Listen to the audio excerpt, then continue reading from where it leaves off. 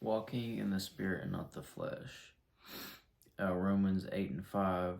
They that are after the flesh do mind the things of the flesh, but they that are after the Spirit, the things of the Spirit. For to be carnally minded is death, but to be spiritually minded is life and peace.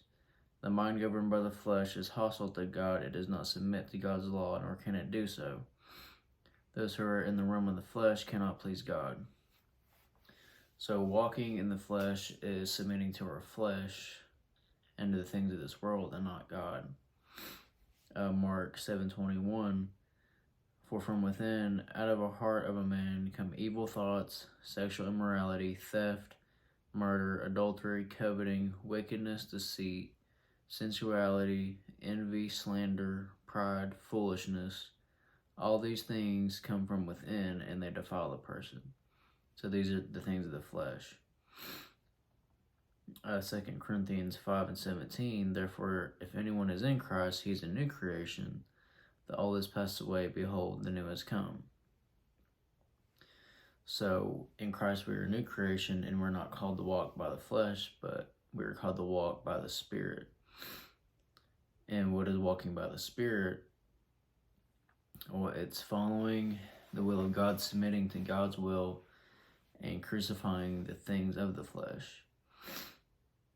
John 10:4, the sheep follow him, for they know his voice.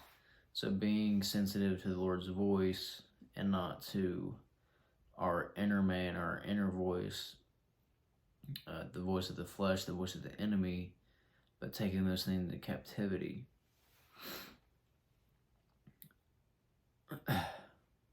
Romans 12:1, present your bodies as a living sacrifice, holy, acceptable to God, which is your reasonable service. And do not be conformed to the pattern of this world, but be transformed by the renewing of your mind, that you may prove what is that of good and acceptable and perfect will of God.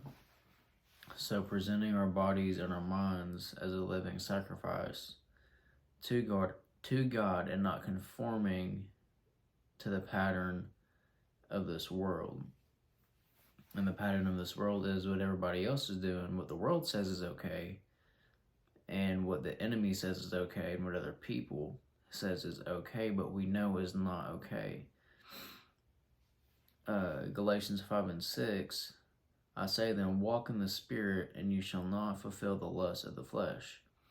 So walking in the Spirit does not fulfill the lust of the flesh. We crucify the lust of the flesh. We crucify our flesh with our passions, with our desires, so that we can walk in the Spirit. He that sows to the Spirit will reap of the Spirit everlasting life. And how do we walk in the Spirit, not in the flesh? Hebrews 12:2, we do this by keeping our eyes on Jesus. Keeping our eyes solely on him and not pursuing the things of this world, but by pursuing Jesus, by pursuing purity. This is how we walk in the Spirit and not in the flesh. 1 John 2:6, he who says he abides in him ought himself also to walk just as he walked. So walking how Christ would walk. It's like WWJD, what would Jesus do? But it's also what would Jesus think in situations about people handling things, walking how he would walk. And obviously we're not perfect, we're not sinless, but we do aspire to sin less, and we're not without sin, but to walk as he would walk. But I hope y'all got something out of that, and I'll see y'all next time.